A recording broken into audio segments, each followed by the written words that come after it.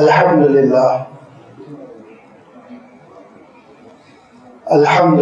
رب العالمین والصلاة والسلام على سید المرسلین وعلى آلہ واصحابہ اجمعین اما بعد فقد قال اللہ تبارک وتعالی فی القرآن المجید والفرقان الحمید اعوذ باللہ من الشیطان الرجیم بسم اللہ الرحمن الرحیم قل هل من شركائكم من يبدأ الخلق ثم يعيده قل الله يبدأ الخلق ثم يعيده فأنى تؤفكون صدق اللہ العظیم۔ عزیزان گرامی، آج انشاءاللہ اسماء الحسنی کی اس مجلس میں اللہ تعالیٰ کی ان دو صفتوں کا ہم تذکرہ کریں گے جو بیک وقت مل کر قرآن پاک پہ وارد ہوتی ہیں، اور وہ ہے مبدی، معید۔ اس سے پہلے کہ ان الفاظ کی میں تشریح کروں، دو وضاحتیں آپ کی خدمت میں عرض کرتا ہوں۔ پہلی بات یہ ہے کہ اللہ تعالیٰ کی صفات کو سمجھنے سے ان صفات کو جن کو قرآن پاک کی اصطلاح میں اسماء حسنی کہتے ہیں، ان اسماء حسنی کے سمجھنے کی وجہ سے معرفت خداوندی پیدا ہوتی ہے، اللہ تعالیٰ سے محبت پیدا ہوتی ہے، عبادتوں کی رغبت پیدا ہوتی ہے، عبادتوں میں خشوع و خضوع پیدا ہوتا ہے۔ اللہ تعالیٰ کی ان صفات کو سمجھنے کی وجہ سے عقیدے میں الحاد نہیں پیدا ہوتا، بگاڑ نہیں پیدا ہوتا، فساد نہیں آتا ہے،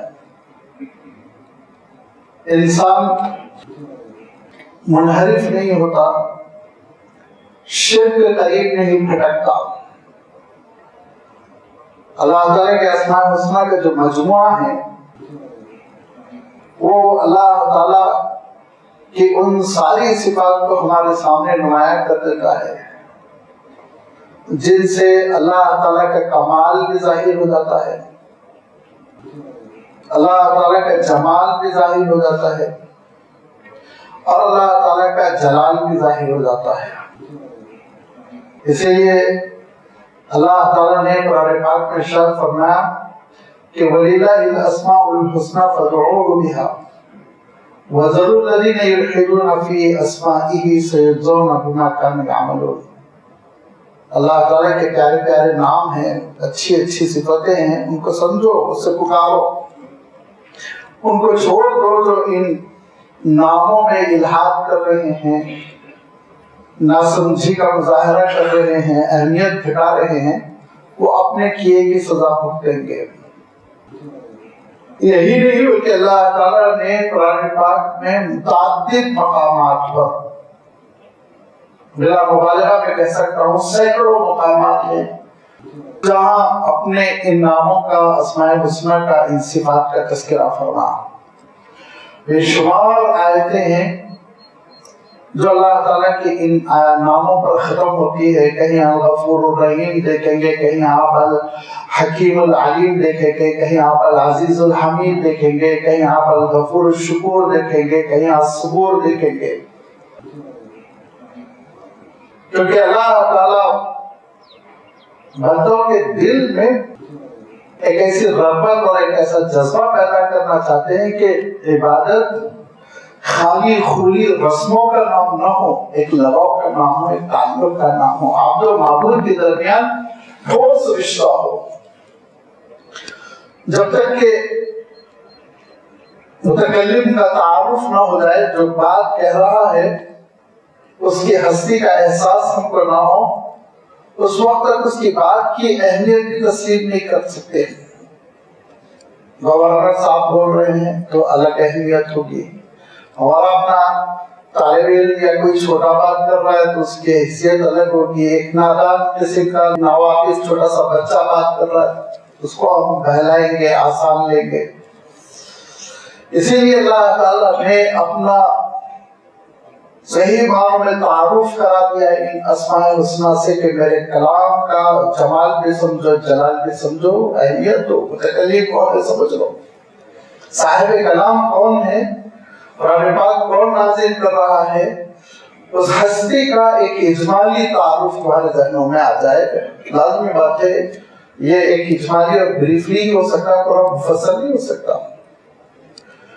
اسماء الحسنی کی اہمیت اس اعتبار سے بھی ہے, قرآن فہمی کے اعتبار سے بھی ہے, دعاؤں میں دعا مانگنے کے سلیقے کی حیثیت سے بھی ہے.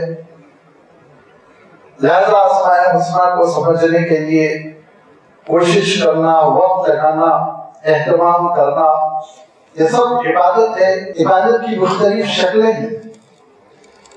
چنانچہ اللہ کے رسول صلی اللہ علیہ وسلم نے ارشاد فرمایا کہ ان للہ 99 اسما, یہ اللہ تعالیٰ کے جو 99 نام ہیں, فمن احصاها فقد دخل الجنہ, جس نے ان کا احاطہ کر لیا, جس نے ان ناموں کو اپنے سینے میں محفوظ کر لیا, اور جس شخص نے ان ناموں کو سمجھ لیا, ان کی حقیقت کو پا لیا, تو جنت میں داخل ہو کر رہے گا.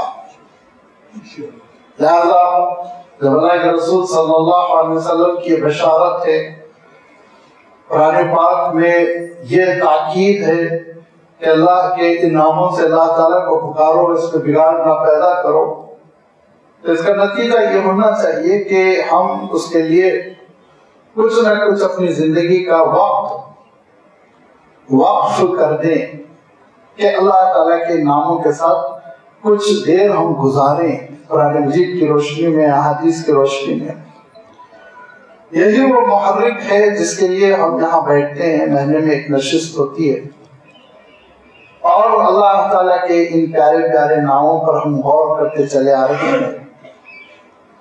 اب آج جو نام ہے اسماء الحسنی میں سے مبدی اور معید, ان دونوں لفظوں کو سمجھنے سے پہلے ایک دوسری وضاحت میں آپ کی خدمت میں رکھنا چاہتا ہوں.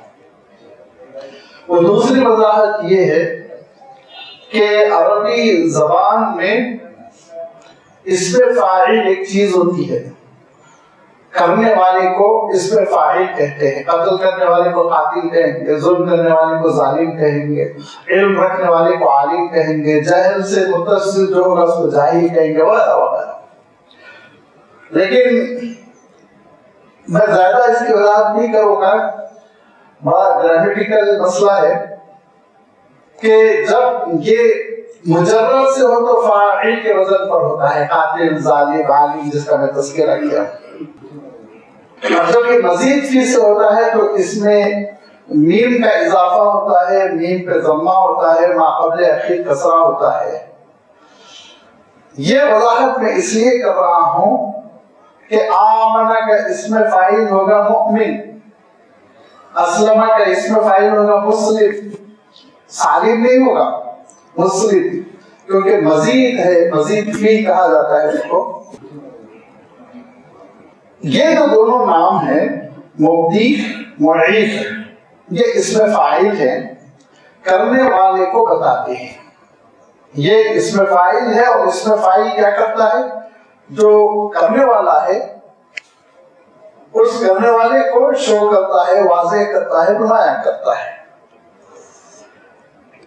یہ مبدی اور معید یہ لفظ قرآن پاک میں نہیں آیا ہے, یہ لفظ نہیں آیا ہے, یعنی اس میں فاعل کے اعتبار سے نہیں آیا, لیکن قرآن پاک کے 10 مقامات ہیں, 10 آیتیں ہیں جس میں اللہ تعالیٰ نے اس کام کے کرنے کو اپنی شان قرار دیا. اسی میں سے ایک آیت ہے سورہ یونس کی, جس کا میں نے ابھی آپ کے سامنے جس کی میں نے تلاوت کی.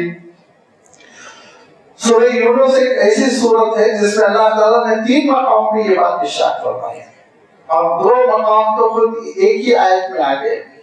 غالباً آیت نمبر 34 ہے, جس میں اللہ تعالیٰ ارشاد فرماتا ہے قُلْ هَلْ مِنْ شُرَكَائِكُمْ أولئكم من يبدأ الخلق ويعيده. نبی آپ پوچھئے یہ جھوٹے خداؤں کی جو پرستش کرتے ہیں، ان جھوٹے خداؤں میں سے کوئی خدا ایسا بھی ہے جو مبدی اور معید ہو؟ اب میں نے اس میں فائل استعمال کر لیا ہے. اللہ تعالیٰ نے کیا فرمایا؟ من یبدأ الخلق ویعیدہ. ارشاد فرمایا کسی کے اندر صلاحیت نہیں ہے. قل اللہ یبدئ الخلق ویعیدہ. اللہ ہے جو پیدا فرماتا ہے اور اعادہ فرماتا ہے، اور تم کہاں گھومے جا رہے ہو؟ تو یہ اب یبدأ الخلق ثم یعیدہ کا جو اللہ تعالیٰ نے تذکرہ فرمایا،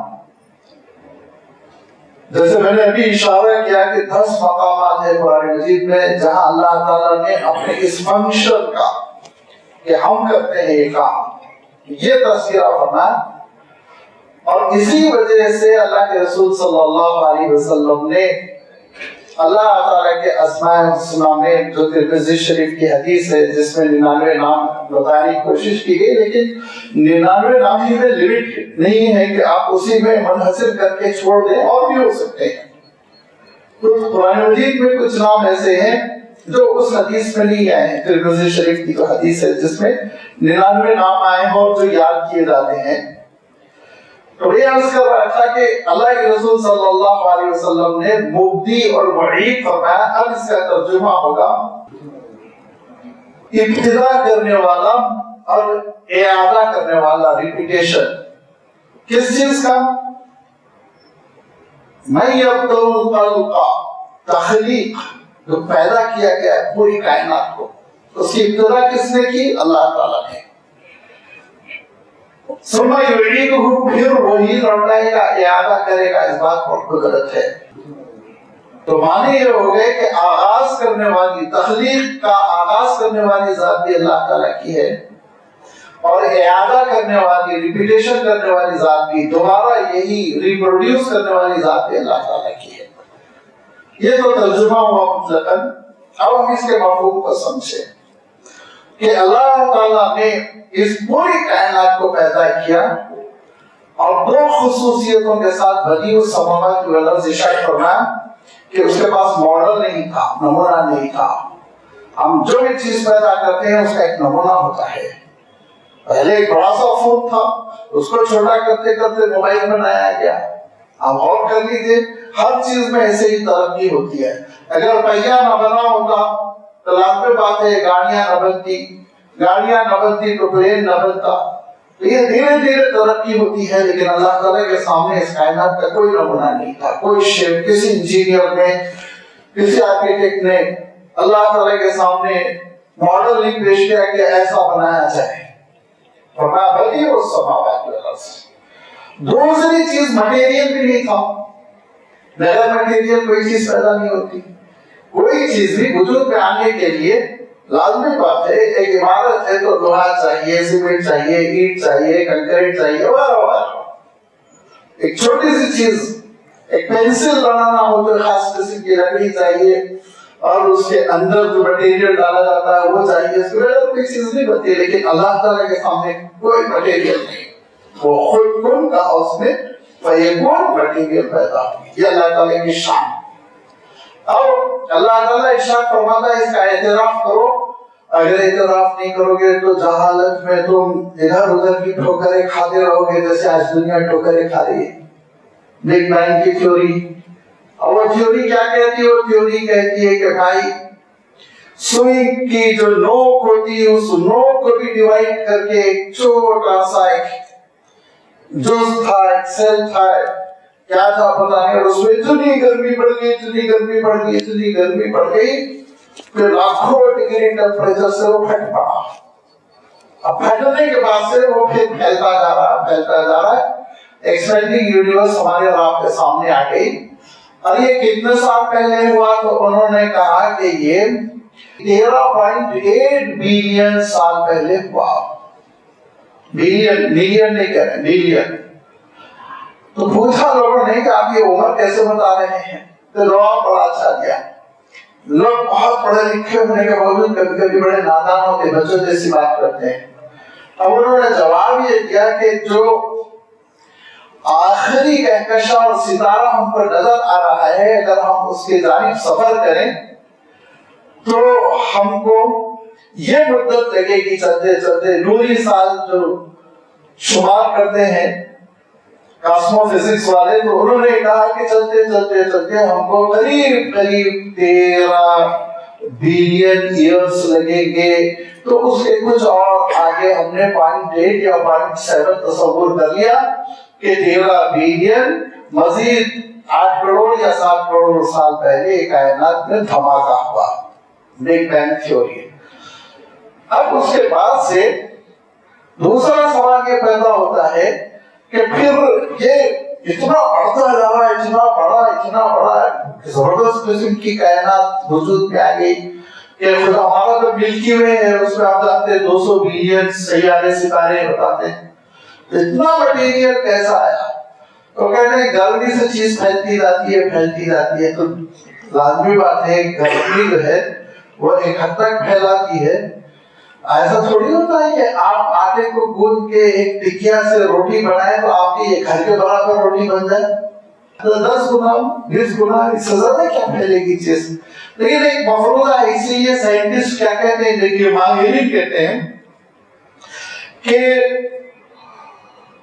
بگ بینگ تھیوری سجیسٹ کا لفظ استعمال کرتے ہیں، بگ بینگ فیکٹس شوز اس نہیں کہتے ہیں، تھیوری کہتے ہیں نمبر 1، فیکٹ نہیں ہے تھیوری۔ دوسرا سجیسٹ کا لفظ استعمال کرتے ہیں، وہ گویا ایک تجویز، وہ گویا ایک آپ کو یہ معاملہ حل کرنے کے لیے مشورہ دیتی، ایسا ہوا ہوگا۔ میں مان لیا سب باتیں، کیونکہ اگر نہ مانے تو بہت سے لوگ مجھے مسجد کی سیڑھی پہ پکڑ کے کہیں گے آپ جاہل نہیں، کیا سائنس کو تسلیم نہیں کرتے، اسی لیے میں مان لیا، سمجھ لیجیے۔ تو میرا سوال یہ ہے، ماننے کے باوجود وہ سوئی کے ناکے کے برابر بھی جو چیز تھی وہ کس نے پیدا کی؟ سوال تو ابھی باقی ہے، بہت دور تم چلے گئے لیکن حل نہیں لا سکے۔ جو بھی چیز تھی، وائٹم ایٹم جو بھی سیل، وہ کہاں سے آیا؟ کس نے اس کو وجود دیا؟ ایسے وہ پیدا ہوا، ایسے اس کے اندر اتنی گرمی ہو گئی کہ لاکھوں فارنہیٹ وہ گرم جل کے وہ پھٹ پڑا اور پھر پھیلتا چلا جا رہا ہے۔ ہو سکتا ہوا ہوگا دھماکہ، واللہ عالم، لیکن کس نے پیدا کیا؟ یہاں آ کے تم کو سر تسلیم خم کرنا پڑتا ہے کہ ایک ہے سامع، ایک سامع ہے، ایک خالق ہے، ایک کریٹر ہے جس نے اس پہلی ہی چیز کو پیدا کیا ہوگا۔ لیکن اللہ تعالیٰ قرآن پاک میں ارشاد فرماتا ہے کہ اللہ تعالیٰ نے تخلیق کا ارادہ فرمایا، اللہ تعالیٰ نے تخلیق کا ارادہ فرمایا، اور جب ارادہ فرمایا تو آغاز کیسے ہوا؟ اللہ تعالیٰ ارشاد فرماتا ہے اس نے پہلے مواد پیدا کیا، مٹیریل اس نے پیدا کیا، رو مٹیریل ہوا، اس نے فرمایا کہ کن، اور پھر اس کے بعد سے مٹیریل پیدا ہوا، اور اس نے پھر 6 الگ الگ مرحلوں میں اس پوری کائنات کو پیدا کیا۔ اور اللہ تعالیٰ نے جب 6 الگ الگ مرحلوں میں پیدا کیا تو ہر ایک کو بامقصد رکھا، بے مقصد کوئی چیز نہیں ہے۔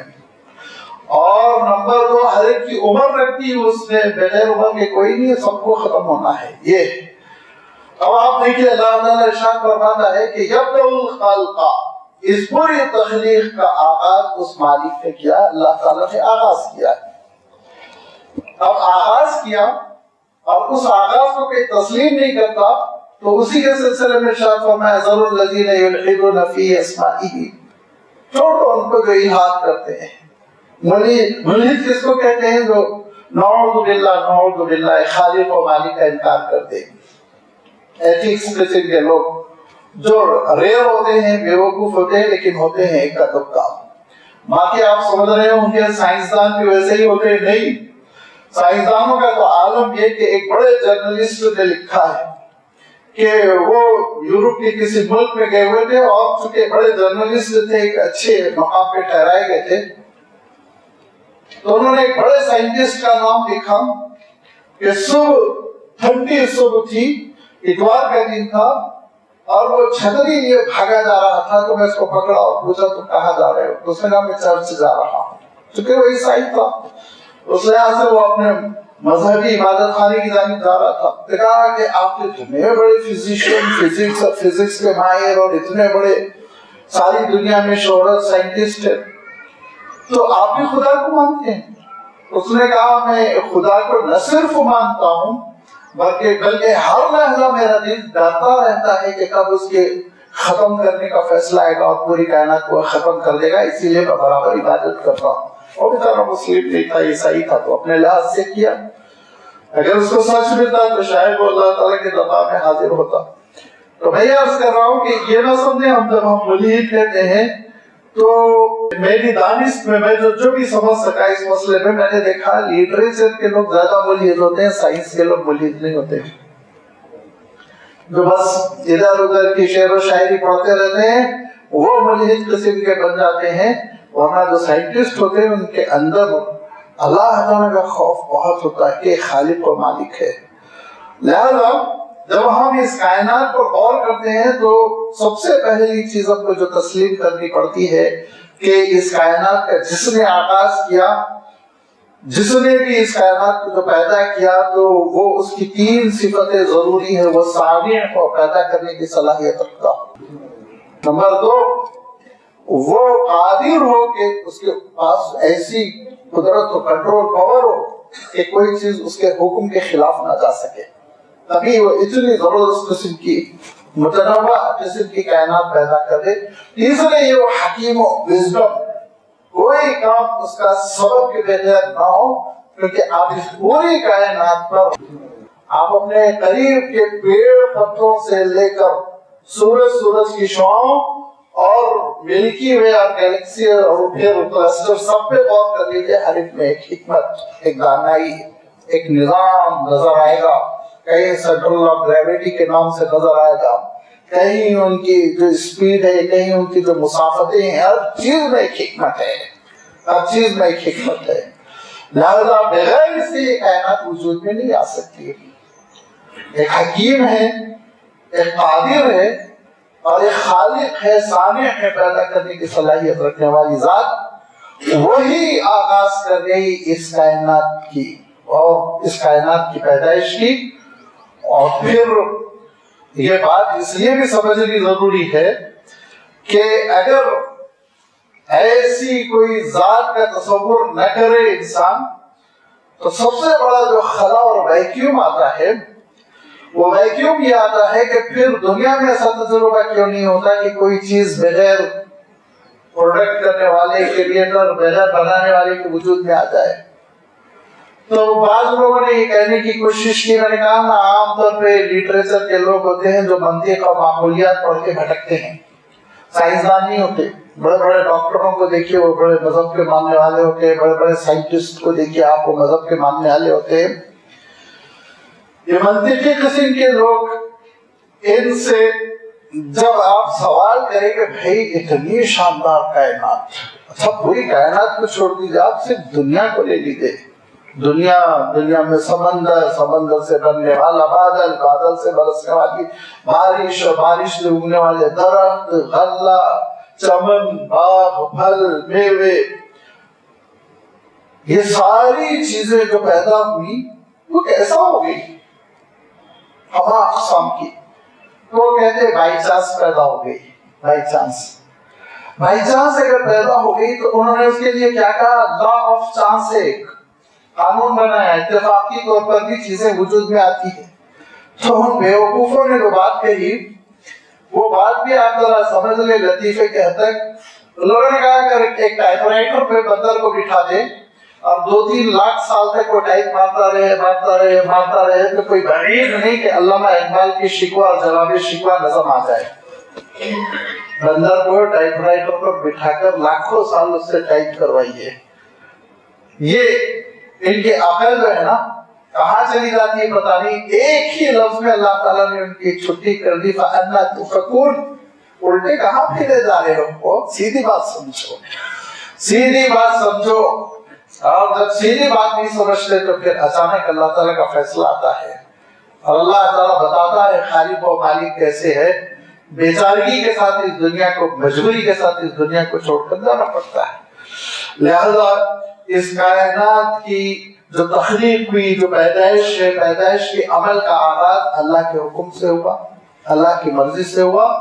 اور اللہ تعالیٰ کی ذات میں حکمت بھی ہے، قدرت بھی ہے، کاریگری بھی ہے. سبحان اللہ الذی اتقن کل شیء، ایسی کاریگری ہے. اب کوئی اور اچھا لفظ بھی نہیں مل رہا ہے اردو میں کاریگری کا لفظ استعمال کر رہا ہوں کہ ایسی پیاری کاریگری ہے. اللہ تعالیٰ ارشاد فرماتا ہے عیب تلاش کرتے رہ جاؤ، تم کو عیب نہیں ملے گا. عیب نہیں ملے گا، نہ صورت میں عیب ملے گا، نہ چاند میں عیب ملے گا، نہ عیب دنیا میں نظر آئے گا تم کو، اور نہ ہی عیب اللہ تعالیٰ کی جاندار مخلوق، چلتی پھرتی مخلوق میں نظر آئے گا. سب کو اللہ تعالیٰ نے ایک بہترین سانچے میں ڈھالا. یہ اللہ تعالیٰ نے اس پوری کائنات کی پیدائش کی. پیدائش کا آغاز کرنے والے کو مبدی کہیں گے، ابتدا کرنے والا. من یبدأ الخلق، جس کو میں نے عرض کیا نا 10 مقامات ہے ملتے جلتے انداز میں، تھوڑے بہت تبدیلیوں کے ساتھ. اللہ تعالیٰ نے یہ ارشاد فرما. آگے ارشاد فرما وَيُعِيدُ، وہی اعادہ کر سکتا ہے.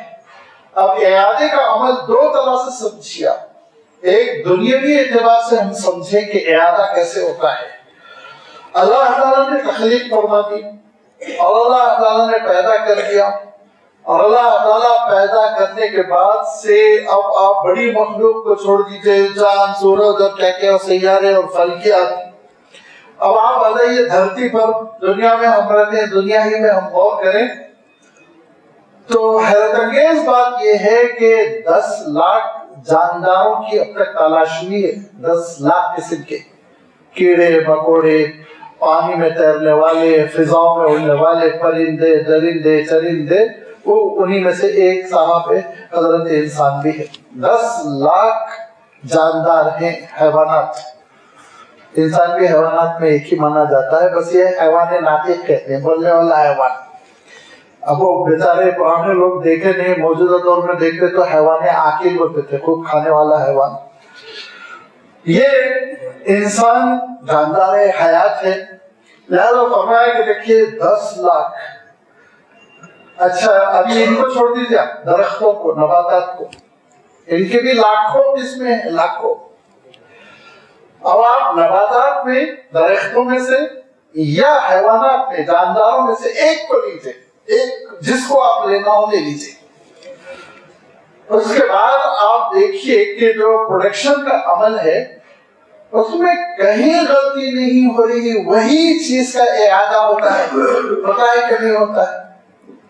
مثلاً کھجور ہے، کھجور کے درخت میں کبھی آپ نے دیکھا کہ پپیتا لگ گیا ہو؟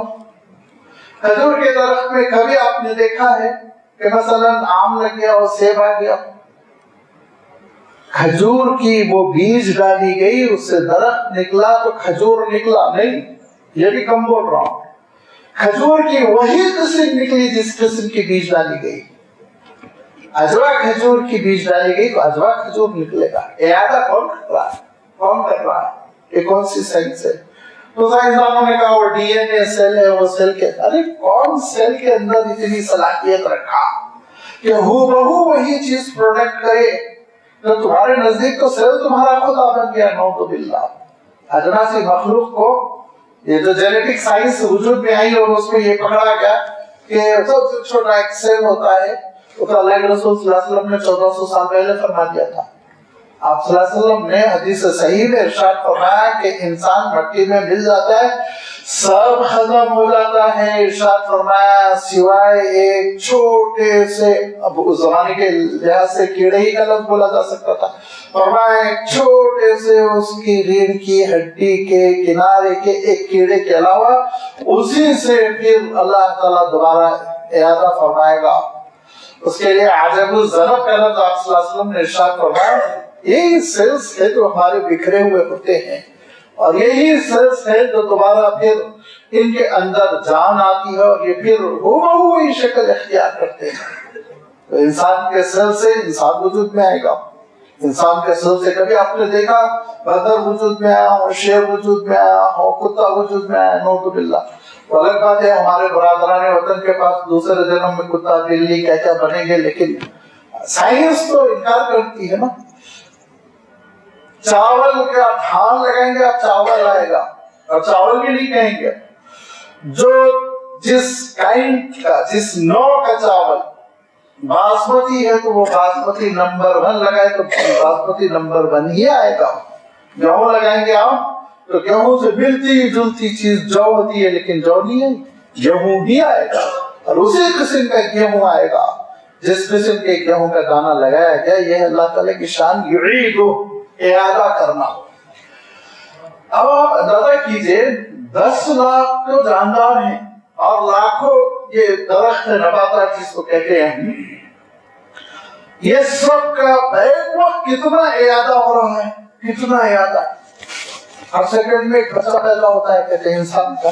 اب انسان کے بعد آپ جانوروں کو لے لیجیے، کیڑوں کو لے لیجیے، پرندوں کو لے لیجیے، سمندر کی مخلوق کو لے لیجیے، تو یعنی ہر سیکنڈ میں شاید لاکھوں نئے جنم وجود میں آ رہے ہیں. لیکن وہ اسی طرح وجود میں آ رہے ہیں جس طرح ان کا اپنا سیل ہے، جس وجود سے ان کو وجود مل رہا ہے. چاہے تو آپ ماں باپ کہہ لیجیے، چاہے تو آپ وجود دینے والی ذات کہہ لیجیے، لیکن اللہ تعالیٰ نے یہ نظام بنایا ہے کہ اعادہ اگر اللہ تعالیٰ فرماتا ہے تو اس اعادے میں کوئی خامی نہیں ہوتی. ہاں یہ ایک الگ بات ہے، کبھی مر جاتا ہے، کبھی حالات کی وجہ سے درخت پھل نہ لائے، یہ الگ چیز ہے. لیکن یہ غلطی نہیں ہوگی کہ آم کے درخت میں کھجور لگ جائے، کھجور کے درخت میں آم لگ جائے. چاول کے لیے دھان ڈالا تھا، گیہوں اگائے، اور گیہوں کے لیے لگایا تھا فصل اور آگے اتفاقاً جواری کی. یہ نہیں ہو سکتا ارشاد فرما. اور آج تک سائنسدان حیران ہیں اس بات پر کہ درمیانی قسم کی مخلوق کیوں نہیں ملتی ہے. بندر ایک اسپائس ہے، انسان ایک اسپائس ہے، لیکن بندر اور انسان کے بیچ کی مخلوق کیوں نہیں ملتی؟ کہاں غائب ہو گئی وہ مخلوق؟ اگر اور دھیرے دھیرے تبدیلیاں آئی تھی تو لازمی بات ہے بیچ کی کڑیاں بھی ملنا چاہیے نا. ہر مخلوق سپریٹ ہے اور ہر اسپائس کی اپنی خصوصیات ہے، اپنی زندگی گزارنے کا طریقہ ہے، اپنی غذا ہے، اپنی زندگی ہے، زندگی طے ہے. یہ چیز 20 سال جیے گی، یہ شیر ہے تو 40 سال جیے گا، اور حضرت انسان ہے تو 60 سال جییں گے. سب کی اللہ تعالیٰ نے عمریں رکھی، آگے پیچھے ہوتا ہے.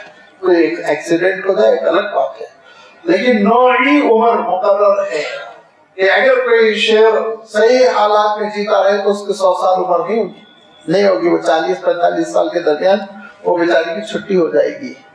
یہ اللہ تعالیٰ نے غذا کے سلسلے میں کبھی یہ نہیں ہو سکتا کہ بکری گوشت کھانے لگے، کبھی یہ نہیں ہو سکتا کہ شیر گھاس سے پیٹ بھرنے لگے. تو جو نوعی تقاضے ہیں، اس صنف کے جو تقاضے ہیں، ان تقاضوں کے ساتھ جو مخلوق وجود میں آتی جا رہی ہے. یہ اعادے کا عمل کون کر رہا ہے؟ اللہ تعالیٰ ارشاد فرماتا ہے قل اللہ، اے نبی آپ کہہ دیجئے اللہ تعالیٰ ہے. میں یبدأ الخلق ثم یعیدہ، ارشاد فرمایا کہ وہ پیدائش کا آغاز بھی کرنے والا ہے، ریپیٹیشن، اعادہ، بار بار جو عمل کرا وہ بھی اللہ تعالیٰ کی ذات ہے. اور آگے چلیے آپ، یہ تو دنیاوی اعتبار سے ہو گیا. اب آگے اللہ تعالیٰ نے یہ بھی ارشاد فرمایا کہ جب اللہ تعالیٰ نے یہ تخلیق کا عمل فرمایا، کریشن وجود میں آ گئی، پوری مخلوق وجود میں آ گئی اللہ تعالیٰ کے حکم سے، بڑے بڑے ستاروں، سیاروں اور سورجوں کو پیدا کرنے میں اس کو ذرہ برابر دقت نہیں پیش آئی، اور نازک سے نازک چیز پیدا کرنے میں اس کو کسی قسم کی کوئی دقت نہیں پیش آئی کہ چونٹی کے انڈے سے چونٹی کے بچے نکل رہے ہیں، جنہیں باریک چھوٹے چھوٹے، اور وہ بھی ریت کے نیچے مٹی میں، مرو مٹی تلے اپنی بل میں. اللہ تعالیٰ کو کوئی دقت پیش نہیں آئی. تو لوگوں کو کیا ہو گیا کہ لوگ دوبارہ اپنے اعادے کا انکار کرتے ہیں اور میدان حشر میں جمع کرنے کو ناممکن اور امپاسبل سمجھتے. کیا ہو گیا لوگوں کو؟ فرمایا کیا ہو گیا؟ وَهُوَ أَهْوَنُ إِلَيْهِ، ارشاد فرمایا کہ دیکھو پہلی مرتبہ پیدا کرنے کے مقابلے میں دوبارہ جمع کر میدان حشر میں کھڑا کر دینا اَهْوَنُ إِلَيْهِ، بہت ہلکا پھلکا ہے اللہ تعالیٰ کے لیے، کوئی مسئلہ ہی نہیں، پیچیدگی ہے ہی نہیں اس میں، بہت آسانی کے ساتھ دوبارہ تم کو وہ وجود دے دے گا. اب وجود جب دے گا ارشاد فرمایا تو کیسے وجود دے گا؟ بالکل حکیمانہ انداز، ہر انسان کے ذہن کو مطمئن کرنے والا انداز. اللہ تعالیٰ ارشاد فرماتا ہے دیکھو انسان جو ہے نا وہ زمین سے نکل نہیں پاتا ہے، زمین میں جن کو دفنا دیا گیا وہ زمین میں، جو جل گئے وہ زمین میں، جو سمندر میں ڈوب گئے وہ زمین میں. گروہ سے کے باہر نہیں گیا، وہ اس گروہ کے باہر نہیں گیا، اندر ہی ہے. ہاں بکھر گیا، ارشاد فرمایا بکھر گیا. وہی رمیم ارشاد فرمایا وہ سیدھا ہو کر نرم ہو کر پھیل گئے اس کے اجزاء. اور جب تمہارے اجزاء پھیل گئے تو ان پھیلے ہوئے منتشر اجزاء کو اکٹھا کرنا اللہ تعالیٰ کے لیے مشکل نہیں. ارشاد فرمایا ارشاد فرمایا وَهُوَ عَلَى جَمْعِهِ إِذَا يَشَاءُ قَدِيرٌ، اللہ تعالیٰ جمع کرنے کی بھی قدرت رکھتا ہے، لہذا اللہ تعالیٰ ان ذروں کو جمع کرے گا. جو انسانوں کے بکھرے ہوئے ذرے ہیں، چاہے آپ سائنسی اصطلاح میں ڈی این اے کہہ لیجیے، جو سیلز ہوتے ہیں پھیلے ہوئے، ان سب کو اللہ تعالیٰ دوبارہ جمع کر لے گا. اور جو بعض مفسرین نے فرمایا جمع کرنے کا وہ طریقہ، شاید اللہ تعالیٰ نے تو ایسی کوئی قرآن پاک میں اللہ کے رسول صلی اللہ علیہ وسلم نے حدیث شریف میں وضاحت نہیں فرمائی، لیکن جمعون کا لفظ بہت آیا ہے بکثرت. أَلَمْ نَجْمَعْ عِظَامًا، وہاں پہ بھی جمع کا لفظ آیا. أَلَيْسَ ذَلِكَ بِقَادِرٍ عَلَىٰ أَن يَجْمَعَ شَفَاعًا، وہاں بھی جمع کا لفظ آیا، جمع کرنا، ٹوگیدر. اب آپ دیکھیے کہ اس کو جو سمجھانے کی کوشش کی گئی، میں نے پہلے وضاحت کر دی، نہ قرآن پاک میں یہ اللہ تعالیٰ نے شکل بیان فرمائی نہ آپ صلی اللہ علیہ وسلم نے، لیکن علماء نے تو سمجھانے کی کوشش کی. یوں سمجھو کہ انسان بکھر گیا ہے اس گلوب میں، تو اس گلوب میں بڑا سا تم دیگ سمجھ لو، بھگونا دیگ ہوتا ہے نا، اور اس دیگ میں پوری ریتی بھر دو، اور اس ریتی میں لوہے کے باریک باریک باریک باریک ذرے کرو، 1000 2000 10,000 ذرے کر پوری ریتی میں ملا دو، اچھی طرح ملا دو. ملانے کے بعد ایک کام کرو کہ ایک اچھا میگنیٹ لو، نقلی قسم کا نہیں اصلی، وہ میگنیٹ لے کر تم اس میں ڈال دو مٹی میں، اور اس کے بعد پھر دیکھو ہلاؤ. جب میگنیٹ نکالو گے تو پورا لوہا اس کو جمع ہو جائے گا، خود بخود اطراف جمع ہو جائے گا، پورا لوہا آپ کو دوبارہ مل جائے گا. اور میں دیکھو یہی ہے، میں اور آپ سارے انسان گلوب میں بکھرے ہوئے ہیں، اللہ تعالیٰ میگنیٹ ڈالے گا. میگنیٹ کہاں ہے؟ یا تو سجین میں ہے یا تو علیین میں ہے. روحیں لوٹ کے نہیں آتی، یاد رکھیے وہ اللہ تعالیٰ کے پاس محفوظ ہے. غیر اسلامی کانسیپٹ ہے کہ روح آ گئی، ان کی بدروح آئی، خوشروح آئی، یہ سب چیزیں اسلامی نہیں ہے، یہ ہم نے برادران وطن سے لے لیا. اللہ تعالیٰ محفوظ رکھے کہ ہم نے ہندوستان میں بہت سی چیزیں دیومالائی قسم کی، مشرکانہ قسم کی اپنا لی ہے، نہیں اپنانا چاہیے تھا، بہت افسوس کی بات ہے. خالص ہمارا وہ عقیدہ ہونا چاہیے تھا جو اللہ کے رسول صلی اللہ علیہ وسلم نے عطا فرمایا. انہی میں کیا کہیں گے؟ ارے جنم جنم کا ساتھ رہے گا. کہاں سے بھائی جنم جنم؟ ایک ہی جنم میں قصہ ختم. وہی ہم یہ کہنے لگے ارے ان کی روح منڈلائی. کہاں سے منڈلاتی ہے روح؟ روح واپس نہیں آتی، اللہ تعالیٰ کے پاس محفوظ ہو گئی، میدان حشر میں واپس آئے گی روح. نہ بدروح نہ نیک روح کوئی بھی واپس نہیں آتی دنیا میں. یہ غیر مسلموں کا عقیدہ ہے. وہ یہ سمجھتے ہیں کہ روح میت کے اوپر منڈلاتی رہتی ہے. جب میت کو جلا دیا جاتا ہے تو وہ مایوس ہو جاتی ہے کہ اب تو گھسنے کا موقع نہیں ہے، لہذا کسی کتے میں گھستی ہے، بلی میں گھستی ہے، لوٹ کر آتی ہے. یہ ان کا عقیدہ ہے، نعوذ باللہ، بکواس. हमारे यहाँ ये है कि फरिश्ते कंट्रोल कर लेते हैं, ले जाते हैं, इल्लीयीन में नेकोकारों की, सिज्जीन में बदकारों की रूह रख दी जाती है। आप सल्लल्लाहु अलैहि वसल्लम ने बहुत तफसील से हदीस बयान फरमा दी। तो मैं अर्ज कर रहा था कि ये मैग्नेट रूहें हैं, इल्लीयीन से निकालकर, सिज्जीन से निकालकर ये दुनिया में डाल के इज़ा ज़ुलज़िलतिल अर्ज़ु ज़िलज़ालहा, अल्लाह ताला दुनिया को हलने का हुक्म देगा। थर-थर कांपेगी, थर-थर कांपेगी, राजिफा तत्बउहा राजिफा, ज़लज़ला दर ज़लज़ला। ऐसा नहीं, ऐसा ज़लज़ला होगा, ऐसी जुम्बिश होगी, ऐसा मूवमेंट होगा जैसे कि ये फैन चक्कर काटता है, हिलता है, इस तरह से दुनिया हिलाती जाएगी।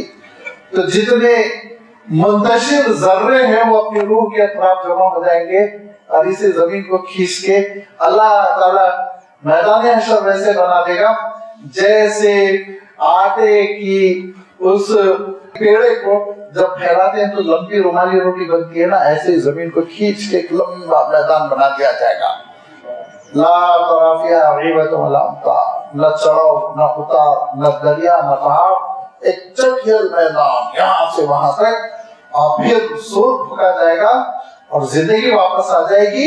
इस इरादे पर अल्लाह ताला कादिर है, कोई मसला नहीं है। मटेरियल तो पहले से पैदा कर दिया गया था, बिखरे हुए थे तो बस बिखरे हुए को जमा कर दिया गया।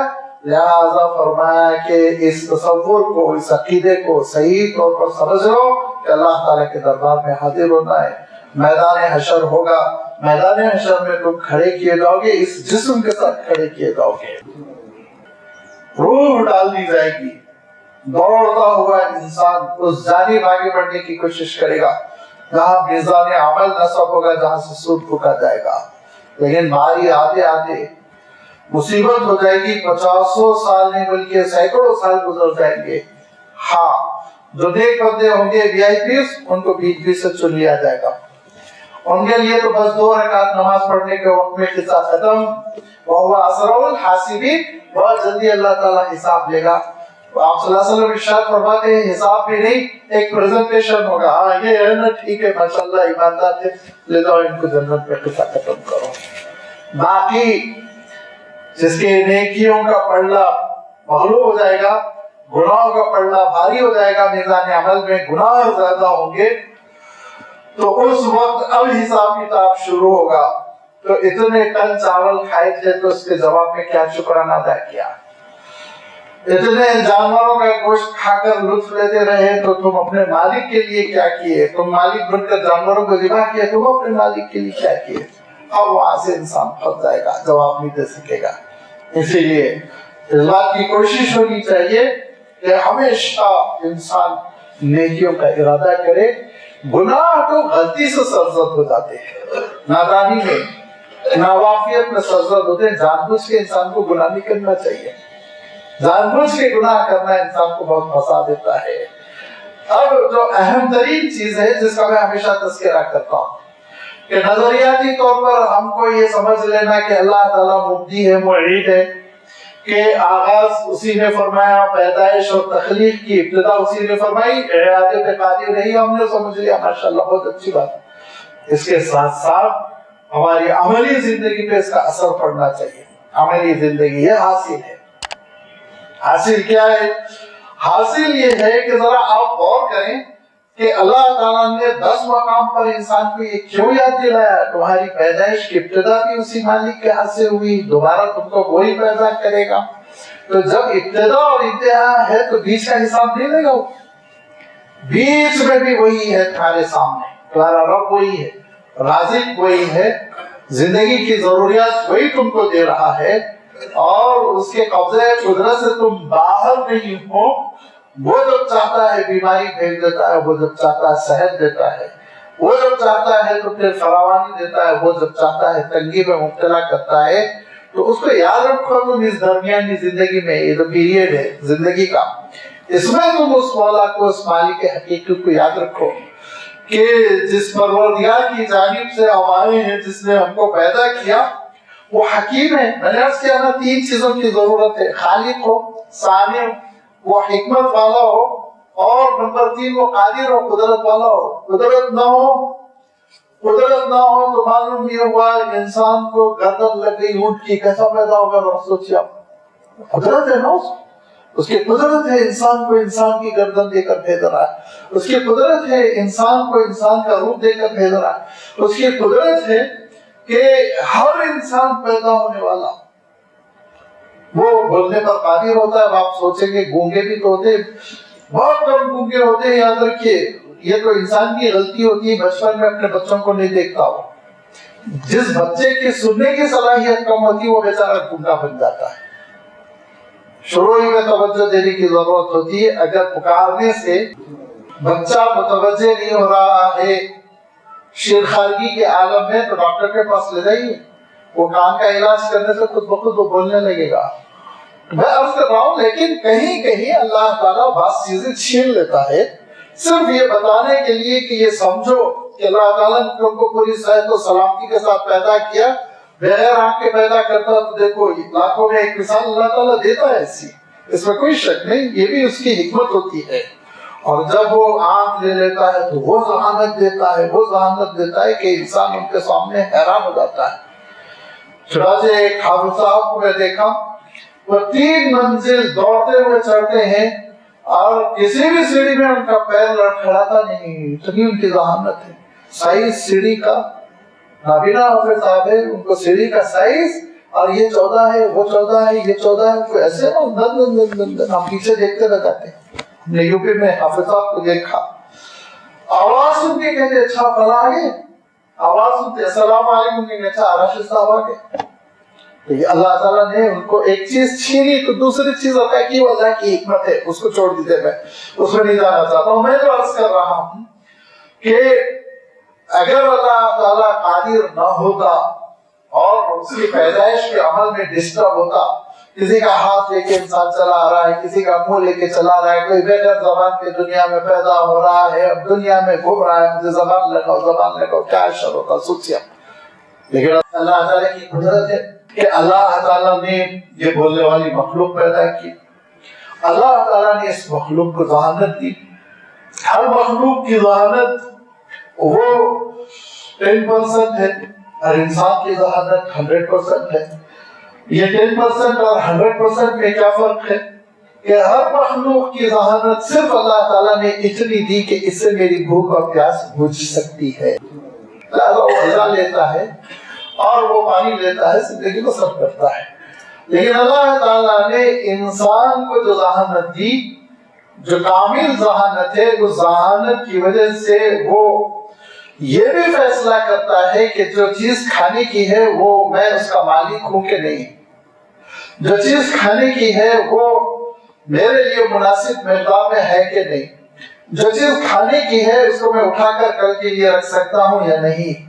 اور پھر وہ 2 چیزوں کی کمبینیشن سے، 2 فکر کی ملاوٹ سے ایک تیسری فکر پیدا کرتا ہے، تجربہ کرتا ہے، ترقی کرتا ہے۔ تو اللہ تعالیٰ کو اگر ہم حکیم مانتے ہیں، اور ہم ماننا بھی چاہیے، لازمی بات ہے، تو اللہ تعالیٰ کی حکمت کا تقاضا یہ ہے کہ انسان کو بیکار کے بھی پیدا کیا گیا، بیکار نہیں۔ افحسبتم انما خلقناکم عبثا، کیا تم نے سمجھا کہ ہم نے تم کو بیکار پیدا کیا؟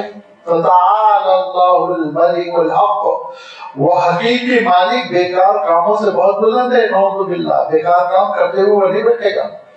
تم کو اللہ تعالیٰ نے ایک حقیقت کے ساتھ پیدا کیا ہے، اور سورہ یونس کی 4 آیت یہی کہتی ہے کہ اللہ کی قدرت ہے پوری کائنات اللہ تعالیٰ نے پیدا کی۔ اس کائنات کے پیدا کرنے کے بعد ارشاد فرمایا انہ یبدأ الخلق ثم یعیدہ لیجزی الذین آمنوا، تاکہ اللہ تعالیٰ بدلہ دے نیکوکاروں کو نیکیوں کا، بدکاروں کو بدی کا، اللہ تعالیٰ بدلہ دے، اس لیے اللہ تعالیٰ نے یہ نظام پیدا کیا۔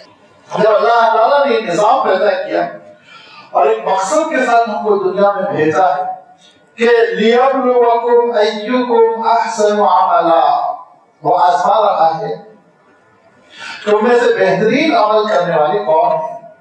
تو لازمی بات ہے یہ امتحان کا ہے۔ اب جب آغاز اس کے ہاتھ میں ہے، اعادہ اس کے ہاتھ میں ہے، انتہا اس کے ہاتھ میں ہے، تو بیچ کی زندگی لاپرواہی کے ساتھ گزارنے کے لیے وہ حکیم نہیں چھوڑے گا. اس حکیم نے حکمت والے, حکیم کے لفظ غلط فہمی میں نہ آ جائے, یونانی حکیم صاحب نہیں, حکیم مانے حکمت والا, دانائی والا, بہت جس کے کاموں میں منطق و حکمت ہو.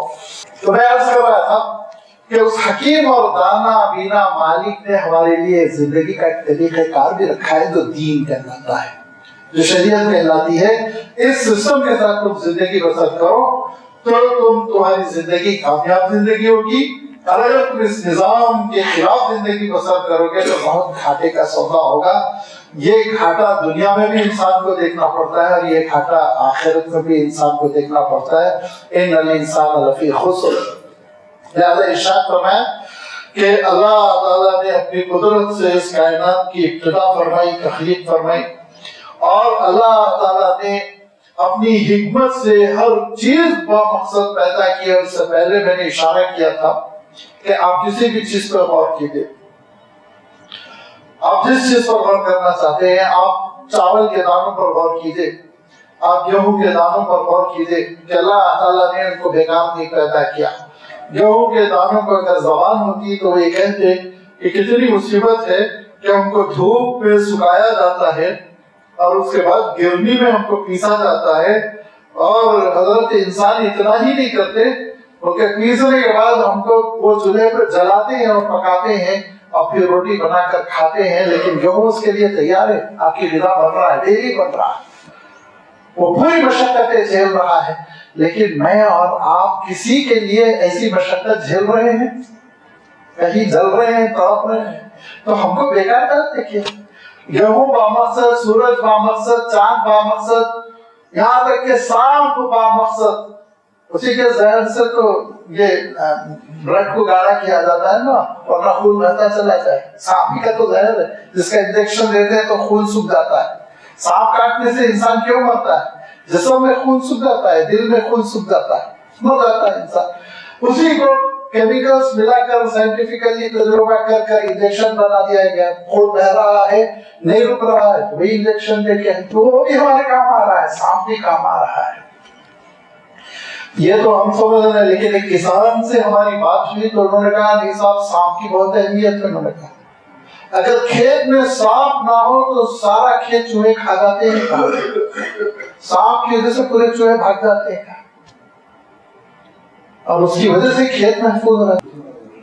دیکھیے حکمت ہے نا اللہ تعالیٰ کے کاموں میں. میری پیدائش میں کیا حکمت ہے؟ میں کسی سانپ کے کام آ رہا ہوں. شیر بھی تو ہم کو نہیں کھاتا. شیر آدم خور اس وقت بنتا ہے جبکہ لگڑا لولا ہو جاتا تو جو سامنے آتا شکار کرتا, ورنہ انسان کے گوشت کو پسند نہیں کرتا. شیر معلوم کر لیجیے آپ ماہر ان سے, اس کی پسندیدہ غذا کھانا ہے اور تر و تازہ گوشت کھاتا ہے. وہ تو سڑا ہوا انسان کا گوشت کھاتے ہی نہیں. لہذا آپ کس کے کام آ رہے ہیں دنیا میں؟ ایک سوال, ایک بات آپ ایک گھنٹے کے لیے غور کیجیے. چاند کے آپ کام آ رہے ہیں, سورج کے آپ کام آ رہے ہیں, پانی کے آپ کام آ رہے ہیں, در و دیوار کے آپ کام آ رہے ہیں, درندوں کے آپ کام آ رہے ہیں, چرندوں کے آپ کام آ رہے ہیں. آپ جان لے رہے ہیں بکروں کی, گائے کی اپنے لیے, لیکن آپ کی جان سے کسی کو فائدہ ہو رہا ہے؟ دنیا میں انسان کی ذات سے کسی کو کوئی فائدہ نہیں. کیوں؟ اللہ تعالیٰ نے اس خوبصورت مخلوق کو صرف اپنے لیے پیدا کیا. میرے بن کر وما خلقت الجن والانس الا لیعبدون. اگر ہم اپنی تخلیق کے مقصد میں ناکام ہیں تو ناکارہ ہے, نکمے, ہماری کوئی حیثیت نہیں. اللہ کے بعد جیسی نکمی چیز کو جہنم میں ڈالنا چاہیے. اللہ تعالیٰ کو پہچانیے. وما خلقت الجن والانس الا لیعبدون. حضرت عبداللہ ابن عباس رضی اللہ تعالیٰ عنہ جو تشریح کرتے ہیں نا, سب سے پہلے اپنے خدا کو پہچانو, کہتے ہیں لیعرفونی, مجھے پہچانو, پھر مجھ سے محبت کرو, پھر میری عبادت کرو. صرف اللہ کے لیے پیدا ہوئے ہیں, لہذا ہم اللہ کو پہچانیں, ہم اس کی عبادت کریں. تخلیق کا آغاز وہی فرمایا, جانا وہی ہے, لوٹ کر وہی حاضر ہونا ہے, اعادہ اسی کے ہاتھ میں ہے. اس کو فراموش کر کر زندگی بسر کرنے والا بہت کمزور ہوتا ہے, نکما ہوتا ہے.